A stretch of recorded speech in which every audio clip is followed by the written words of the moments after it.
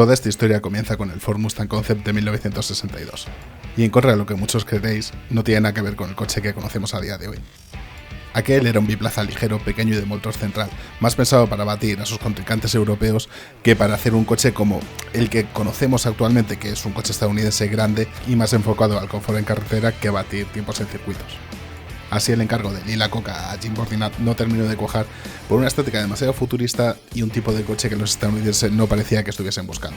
Aunque poco después Joe Orosz, recogiendo el guante de lo que se estaba pidiendo, decidió enfocar ese coche más a lo que se estaba pidiendo en aquel momento. De esa manera, en 1963 nació un coupé pequeño para los estándares estadounidenses de 4 plazas y utilizable en el día a día, que se terminaría llamando Ford Mustang, ya que además de este se estaban barajando nombres como el de Cougar, Puma, Torino, coches que más adelante llegarían a la gama de Ford, pero que en ese momento no terminaban de cuajar, e incluso con el nombre de Mustang ya empezó a haber problemas, porque una parte del equipo quería llamarle así por el avión de combate de la Segunda Guerra Mundial, y al final quedó la decisión de que se llamaría así por los caballos salvajes de Estados Unidos. Se presentó en el Salón del Automóvil de Nueva York y el revuelo fue máximo.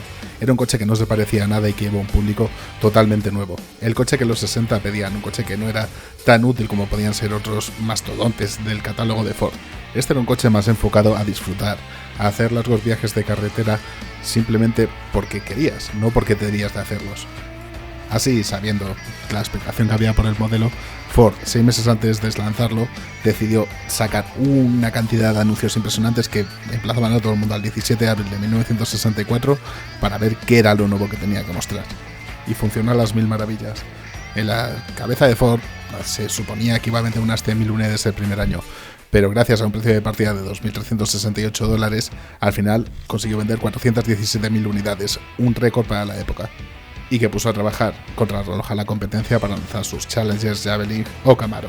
Pero Ford, con ese éxito entre las manos, lanzó 11 diferentes versiones de su modelo, siendo las más famosas las que venían de la mano de Carroll Shelby. Su Shelby GT350 con un motor V8 de 306 caballos y GT500 con 355 eran la envidia para absolutamente toda la industria. Aunque gracias a la crisis del petróleo el único que quedó vivo desde el 69 hasta el 73, cuando recibiría su relevo generacional, fue el Mach 1.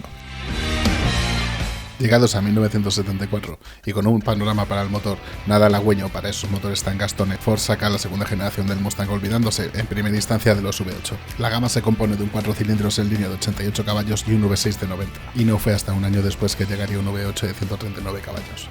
Y las diferencias no solo quedaban en el motor, el coche era 220 kilos más ligero y casi medio metro más corto, lo que ayudaba a que no se notase tanto esa falta de prestaciones entre comillas.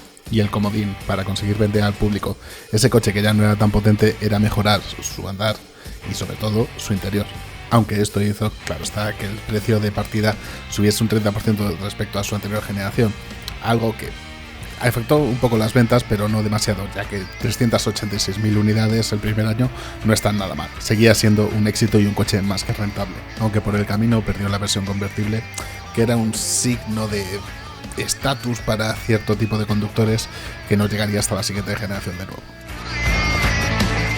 Esta tercera generación llegó en 1979, aunque conteniendo todavía más los pesos en pos de mejorar todavía más la eficiencia, aunque el ímpetu de seguir haciendo un coche más pequeño se había olvidado por el camino. Esta tercera generación era muy hija de los 80, con formas muy cuadradas, haciendo un coche bastante más anodino de lo que había sido el Mustang hasta ahora y la verdad no tan atractivo. Pero si por algo se caracteriza esta generación es porque en 1986 llegó el primer Mustang que carecía de carburador. La inyección electrónica había llegado para implantarse y era completamente lógico, bajaba los consumos, hacía que el coche fuese todavía más potente, aunque claro está, perdía un poquito de su carácter y su ADN tradicional americano.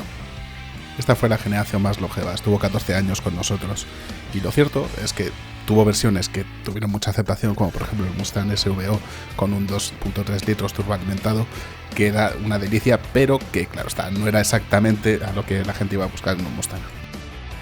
Llegada a la cuarta generación, la plataforma seguía siendo la Fox, que había utilizado el coche anterior. Los motores seguían siendo los mismos, aunque en el año 95 llegaron por fin los dobles árboles de levas en las culatas, lo que conferiría 10 caballos extra, viendo que los GT pasasen a tener 225 caballos y el Cobra llegase a los 305. Estéticamente quería parecerse tal vez un poco a los deportivos japoneses, con formas muy redondas, muy musculadas y bulbosas.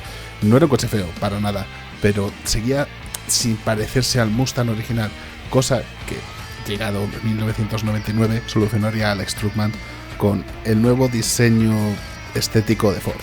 Llegaba el New Age, que nos trajo aquí en Europa, por ejemplo, el Ford Puma o el Focus de primera generación, y allí volvió a hacer que el Mustang recuperase en cierta manera las formas del original, aunque todavía no era exactamente lo mismo.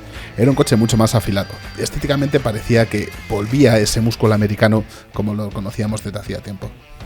Aunque no fue hasta el año 2005 cuando se volvió a reinventar todo. ¿Por qué digo reinventar? Porque fue volver a traer aquel Mustang de 1964 a la actualidad. Puede que no fuese un coche tecnológicamente puntero, pero sí es cierto que estéticamente nos robó el corazón absolutamente a todos.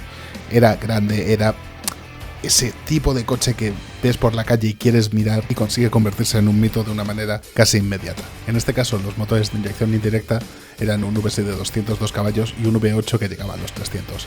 Aunque la joya de la corona, como siempre la trajo Carroll Shelby con su Shelby GT Cobra, que llegaba a los 500 caballos, fuera de otras versiones que podían ser más aspiracionales, pero que estaban más pensadas como ediciones especiales que se venderían durante un tiempo. Con esta vuelta a los orígenes, Ford volvió a meterse en un lío, porque debía de volver a crear un coche que cautivase de igual manera.